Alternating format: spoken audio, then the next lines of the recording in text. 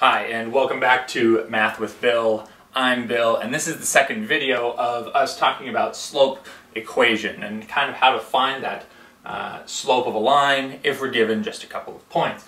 Now, let's take a look here first. This is our slope equation. M, standing for slope of the line, is equal to, again, the formula of y2 minus y1 divided by x2 minus x1. Again, we talked about this in the last video, but we could say that this is y and x, and then a different pair of y and x.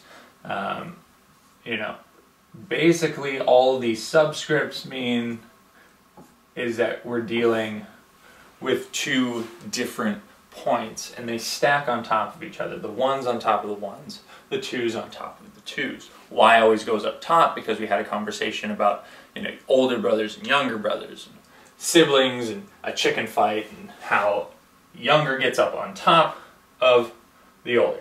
Okay, so again, that's our M. So if we were to come over to this example problem here, I've got the X and Y axis, and I have 2 points that are labeled. In this video, what we're going to show is how ordering those points doesn't matter as long as we keep our Y value stuck up on top of the corresponding X value. Okay, so as long as we keep our points together, it doesn't matter which one goes first. So let's take a look at that. We've got 2 points here. This first point, we go 1 to the right and then 1 up. Both of those are in positive motion, so this point here is the point 1, 1.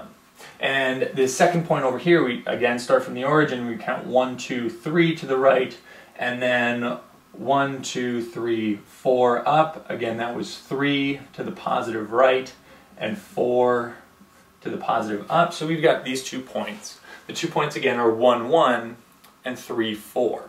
So if we want to calculate slope from this, remember all points come as an X then Y pair. Again, an X then a Y pair. And it's like these 2 points are going to have a chicken fight so that we can find out the steepness of this line. The way we have the chicken fight is, again, to have the Y value, which is our second value, go up on top of the X, Y up on top of the X, and then we'll have the subtract, or the fight, as it were. So the slope of this line, the line that runs through those 2 points, is going to be this Y. I'm going to take the 4 minus the 1, and then 3 minus 1. Okay, so let's take a look at this again. This is supposed to be the X and then the Y. Did we have the point 3, 4? Yes, we did. And did we have the point 1, 1? Yes, we did. Okay, so that's another way to check to make sure that you're doing this the correct way.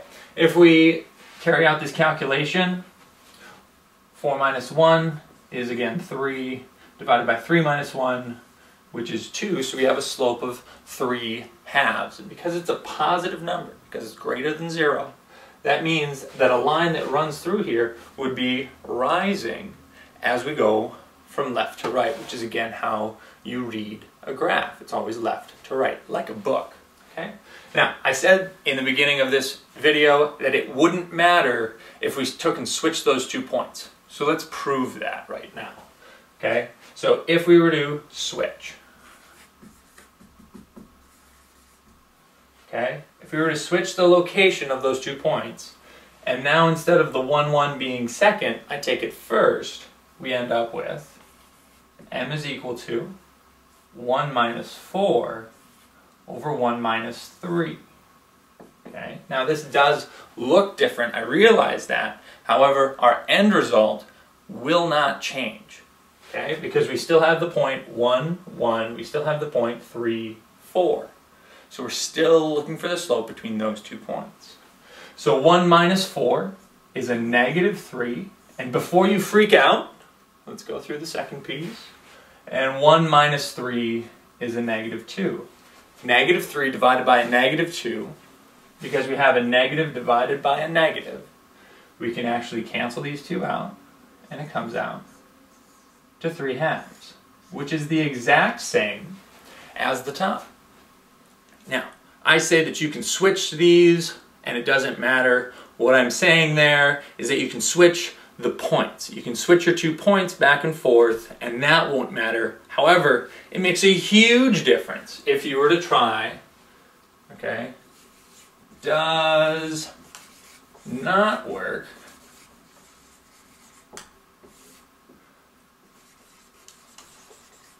when you only switch 1, okay?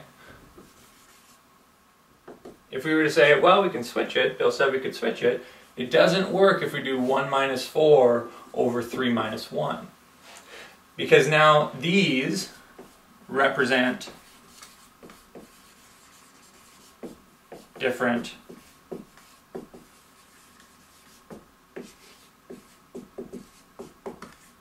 points. The points that are represented here are the points 3, 1, and 1, 4, which are not those 2 original points. So when I say that you can switch, it means that you can take a whole point and switch it with the whole point here, but you can't just switch a top or a bottom. Hope that helps. See you in the next video.